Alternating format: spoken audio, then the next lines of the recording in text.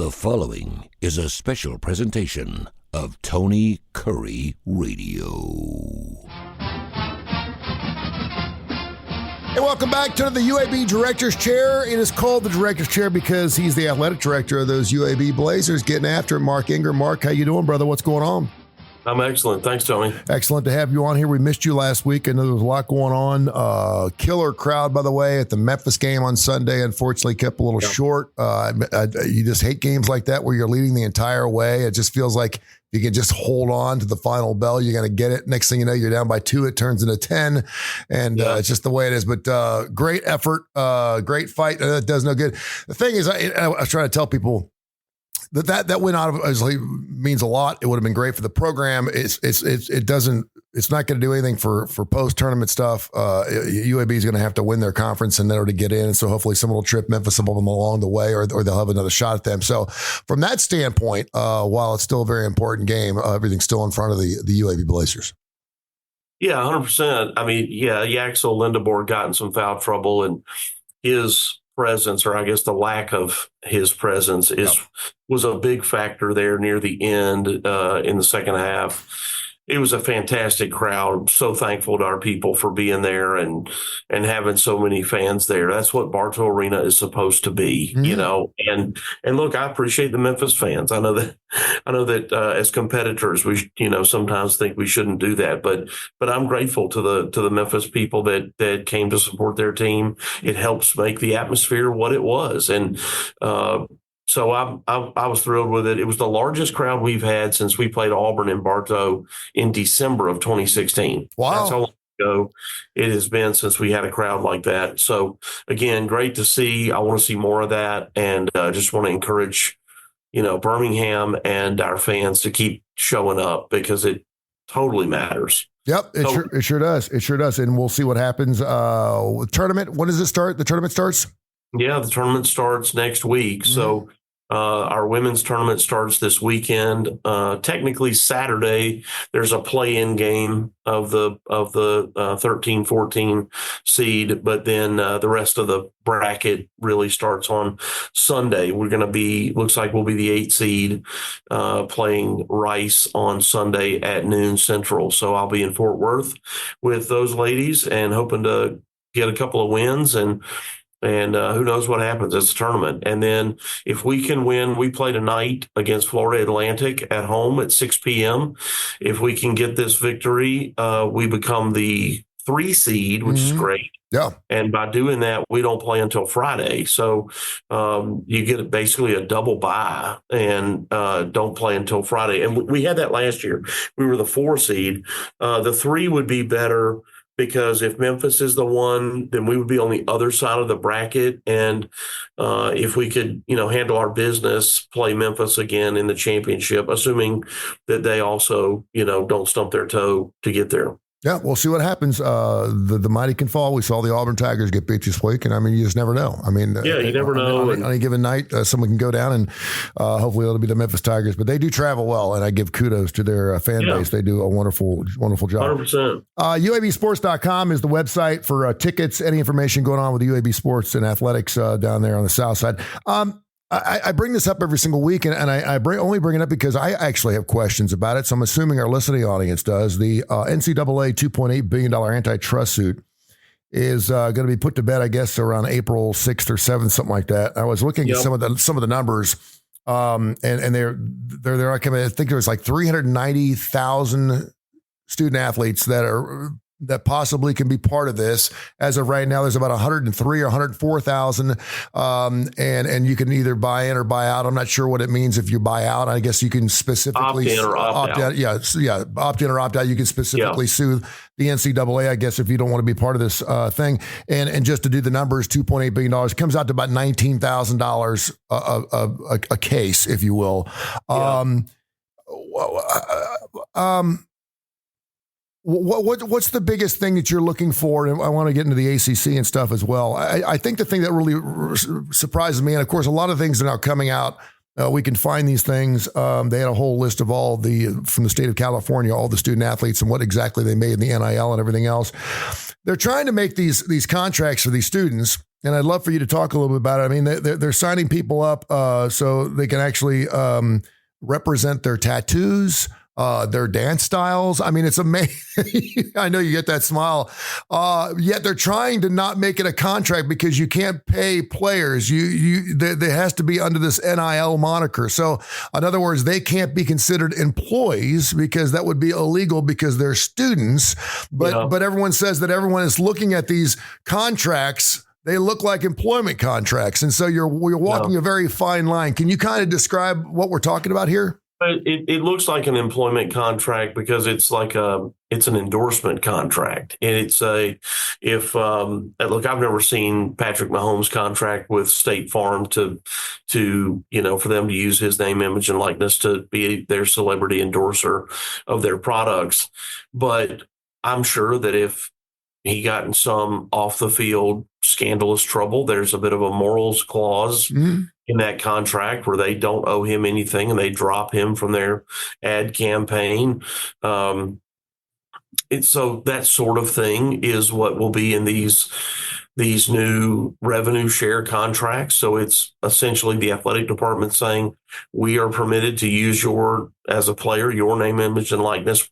We're going to share our revenues with you in exchange for that. But if you quit going to class or you get in some sort of off the field, public trouble, arrest, that kind of thing, we have the right to stop paying you just like anybody else. So there's some risk there for a small group, but a group of student athletes who kind of thinks they're just going to show up and kind of hang out and go through the motions and not go to school and just get paid. That's not what this is.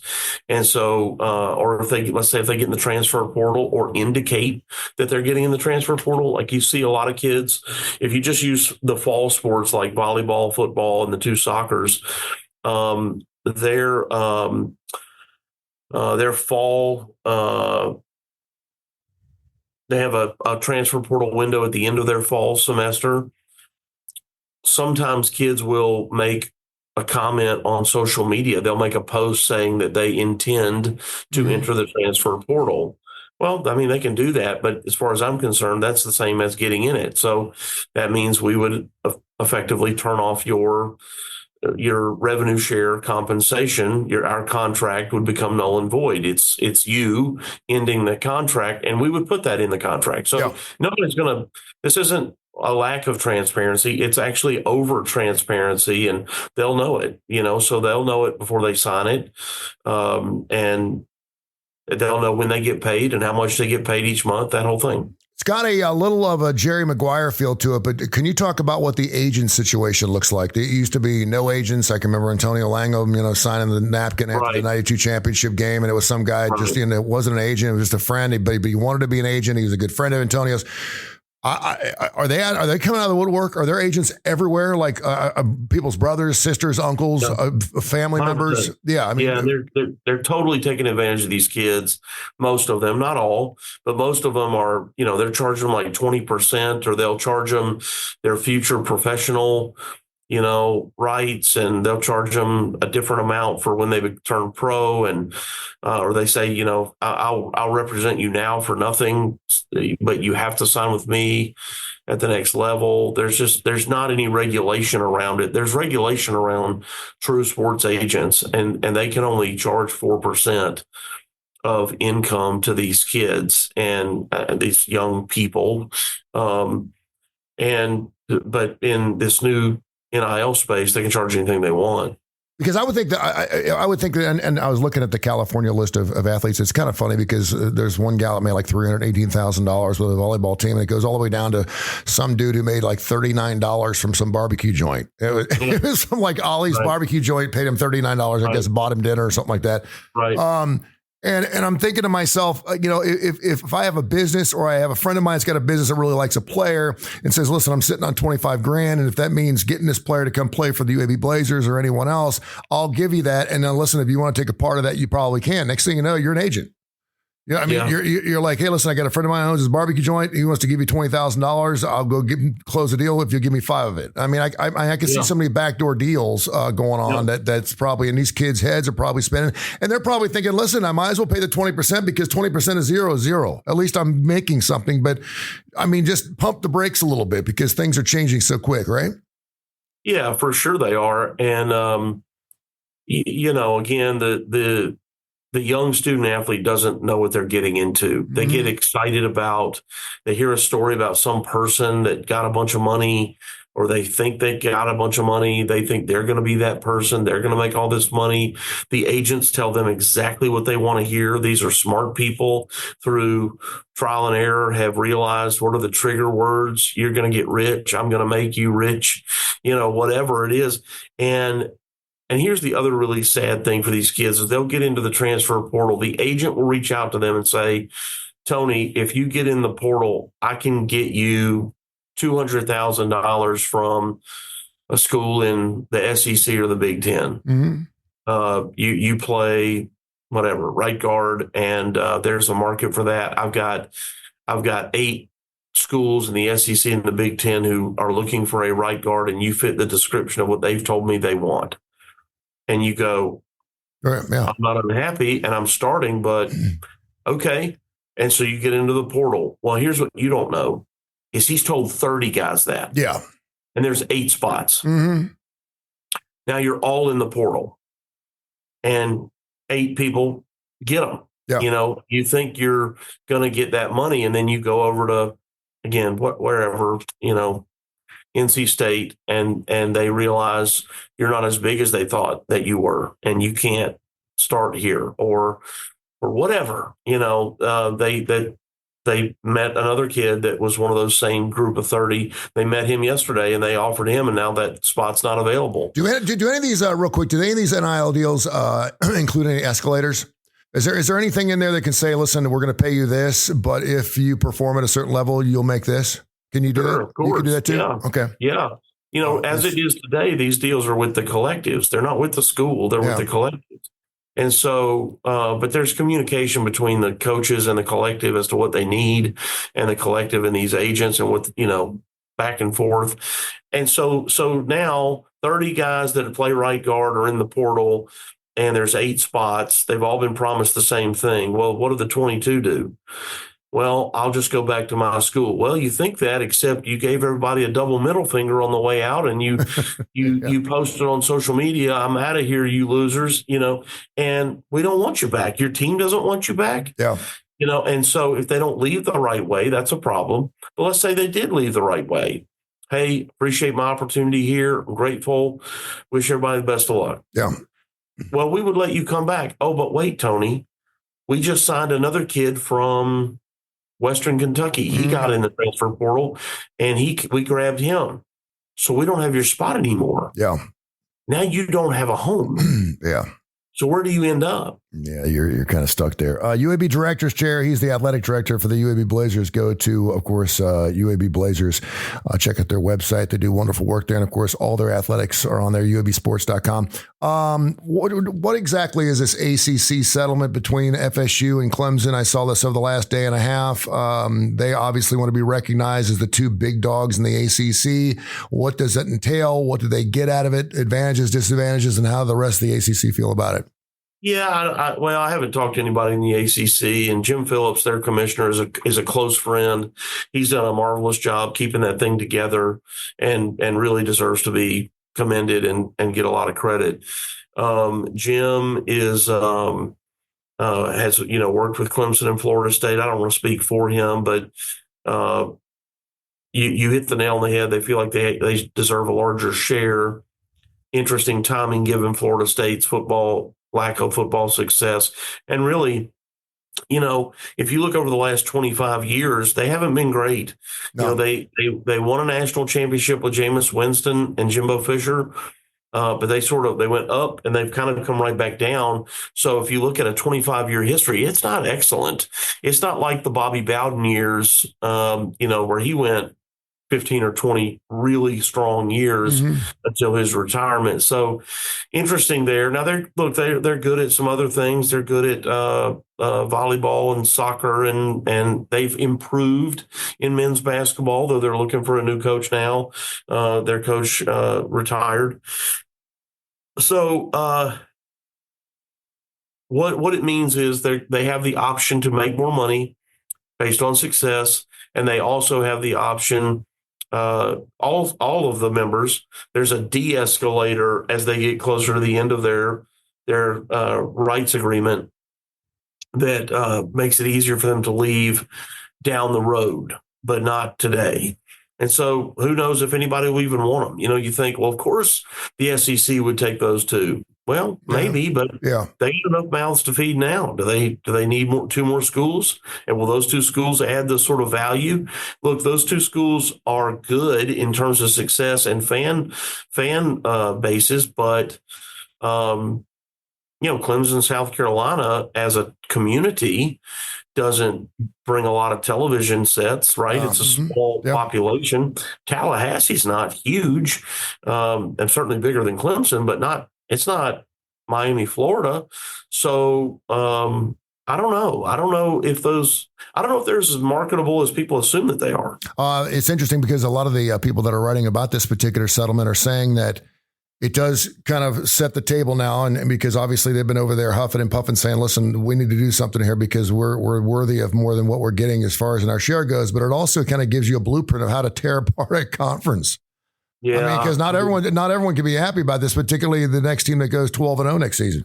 No, and I think any situation where the teams don't all get the same revenue distribution from the league, it's a problem. And we're living it right now in the American. It is a problem. The six of us out of Conference USA, there's a weird tension around any conversations about all this revenue share stuff. It's just, hey man, we don't make as much as you. You're voting yes for this, but you've got money we don't have directly from the conference. And so it creates an unnecessary tension when not everybody gets the same number, but we're all trying to contribute the same. And everybody has their value. People love to point to Vanderbilt in the SEC and say, oh, look, they don't provide the value that, say, a Tennessee or a Georgia does. Well, but they're in Nashville. Yeah. So, they have different value. They haven't been as historically competitive. They're having a great year this year. They've been really good at Olympic sports, tennis and golf, but not, and pretty good at women's soccer, but they haven't been great at football and basketball. Well, this year they're having a really good year in both.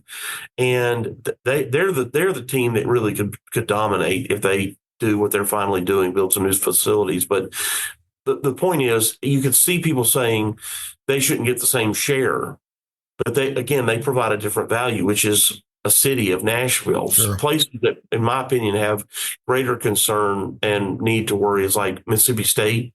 If they're not performing at a high level, Starkville's just a small town, and there's not any other big towns around them. And so it's places like that really have to me, a greater need for worry. Yeah. UABsports.com is the website. He's the UAB athletic director, Mark Ingram. You can see him at almost every single event. Every time I get a UAB sports event, probably later on tonight, down the game down there at Bartow Arena. What time is that? 6 o'clock tonight? 6 p.m. 6 o'clock. I'll probably be down there. We'll talk a little music with you. And I know that you and I have an infinity of love for this gal because she has sang and performed the greatest Christmas song of all time. We know what that song is, correct? Exactly. Dolly Parton just lost her husband of over 60, and everyone knew him, Carl, of over 60 years this past weekend. And it's amazing because they met at a wishy-washy. It was some type of laundromat or something like that. And 2 years later, they're married. And obviously, she came from this huge family where they didn't have running water. And I'm not sure how he wound her or swooned her. But he really took the back seat. I mean, she kept her private life really private, and he did too. No. And to be in that industry and keep a marriage alive. Now, we say 60 years and we think, wow, how'd you do it? 50 of those years may have been lousy. We don't know. But I'm assuming with Dolly Parton, they're probably doing it right. It probably. But the thing is when you are a famous person and you've got somebody, as your wingman or your mate or your significant other, it takes a special person to do that. And I'm not saying that you're in the same boat because you're not Dolly Parton, but you are a person that is recognizable. People know you from television. You're handshaking throughout the entire ball game. People always come back, tapping you in the back, shaking your hand. And I can imagine as your mate, as your wife, it's probably kind of difficult to go out and have a nice meal and not be interrupted once in a while. So I just kind of wanted you to share what it's like as a family man to be out and be a face of an institution, and to know that you have a wife that certainly is understanding of that. Yeah, and my wife is an extrovert herself, and so she has no problem. She can handle her own conversation with people. This is not tough for her. As I understand it, Dolly's husband, Carl, was an introvert, and that he was totally okay with her being who she was and him being who he was. And that worked for them, and she, is super recognizable and has been for, probably nearly their entire life together. Yeah. And so, I don't get the sort of attention that Dolly Parton would get if she walked into a Cracker Barrel. Yeah. But if I go to a restaurant and somebody says hello, it's not unusual for me to see somebody that I, wave at, or, hey, how you doing? It's just a minute. It's not like they're coming at me for autographs the way that they would, a person like Dolly. So, but yeah, it takes a person, I'll tell you more than anything, Tony, it takes a person with thick skin to handle the criticism. There you go. So, my wife loves me. She cares about me. And when she sees people talking ugly about me, that's upsetting. And same with my children. That upsets them because they know what this person is saying is not true. But they're saying it what seems to be, to the world. And, I try to just help them understand that it's little people, really little people that talk ugly about you to make themselves feel big. It's what they do. And I just say, look, they have this hole inside of them that they're trying to fill. And they think that the insulting me or whatever helps to fill that hole that can't ever be filled. And it's just this resentment that they've not been, successful in their own life. It's an insecurity thing. Yeah. It's very insecure. Totally. Yeah. It's very, I just try to help them understand, like, it just doesn't matter. Yeah. It's not important, and doesn't mean those people aren't important. Just that they're just frustrated over whatever, the same stuff I'm frustrated. I want to win games, and that makes them feel good to say that whatever they've said publicly. But that's what it takes, really, a special person. It's not about positive attention or attention. To me, it's about the negative stuff. That's where it really takes a special person as a spouse to deal with that, because they're like, I didn't sign up for this. yeah. I don't do that for a living. You do that for a living. Why are they yelling at me now? Yeah. I've had people criticize my wife and my children for, like, the clothes they wear. See, that's messed up. I mean, It's crazy, that's People do that. Yeah.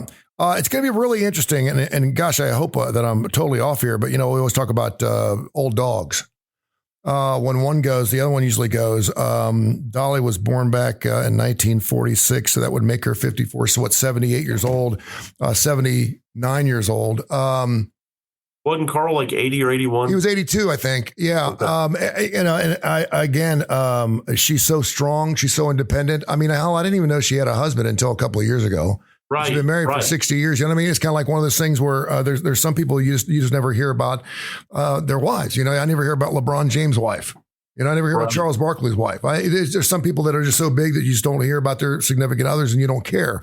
To that point, Tony, people thought that she was involved with Burt Reynolds and thought she was involved with Kenny Rogers. Yeah. And which she, I think, wasn't. Yeah. But because she was so private with her personal life. Yeah. Great stuff, my friend. We're going to come down and see you later on tonight. Of course, we'll check in with you again next week. Go get the Blazers. Looking forward to, of course, the big tournament coming up here. And go get them, partner. Go Blazers. Thanks a lot, Tony. Appreciate you, man. Go Blazers. This has been a special presentation of Tony Kurre Radio.